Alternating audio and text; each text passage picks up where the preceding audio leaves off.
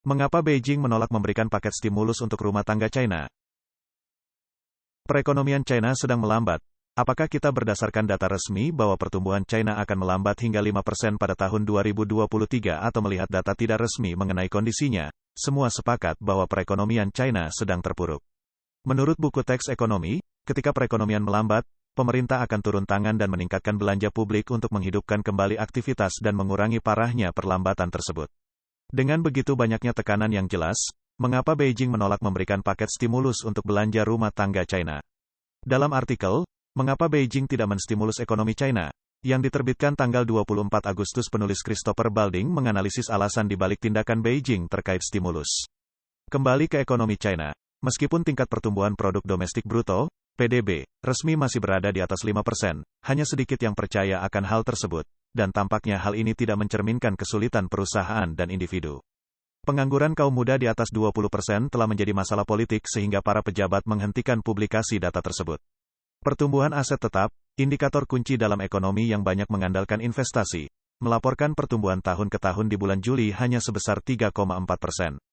Impor, indikator kesehatan dan pertumbuhan ekonomi, mengalami penurunan sebesar 6,7% pada paruh pertama tahun 2023. Investasi dalam real estate, yang menyumbang sekitar 30% dari ekonomi China, turun sebesar 8,5% pada paruh pertama tahun ini. Bahkan jika kita mempercayai angka pertumbuhan resmi, masih terdapat banyak penderitaan yang nyata. Ekonom China secara terbuka telah menyarankan stimulus pemerintah dan rumah tangga untuk mengatasi penurunan ini, dan Wall Street memperkirakan pengeluaran besar-besaran akan dilakukan sepanjang tahun untuk meningkatkan pertumbuhan. Sebagian besar pengamat China di lembaga think tank di Washington telah mengusulkan untuk meningkatkan konsumsi rumah tangga dengan bantuan stimulus pemerintah.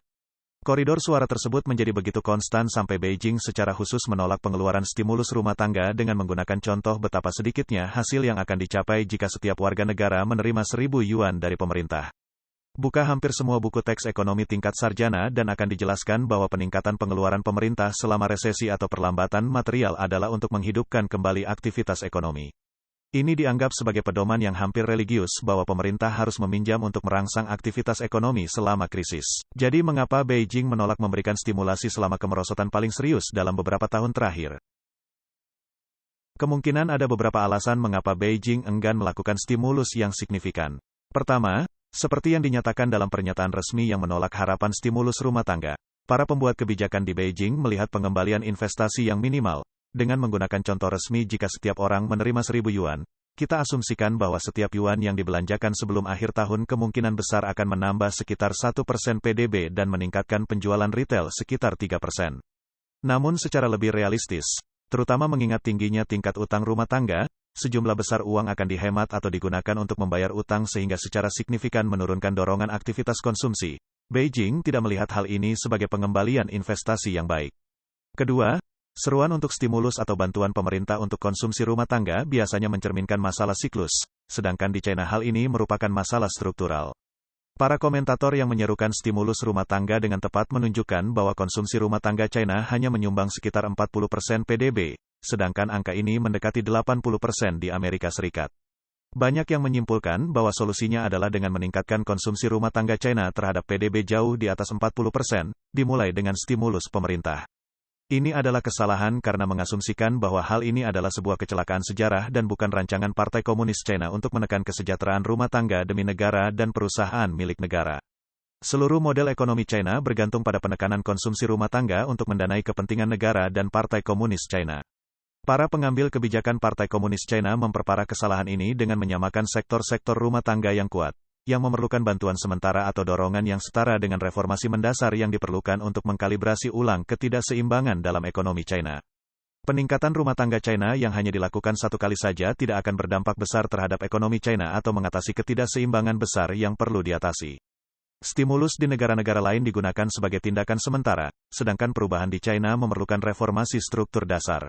Para komentator yang menganjurkan langkah-langkah peningkatan konsumsi rumah tangga telah gagal memahami bahwa mereka sebenarnya bukan hanya menganjurkan peningkatan stimulus sederhana untuk pembelian barang-barang rumah tangga, tetapi adalah perubahan struktural dalam PKC dan model ekonomi China yang tidak akan pernah terjadi. Ketiga, pembuat kebijakan Partai Komunis China tidak memberikan prioritas pada kesejahteraan rumah tangga dan individu. Ini menguraikan serangkaian prioritas yang berbeda tentang bagaimana ekonomi harus ditingkatkan jika ada stimulus yang diberikan.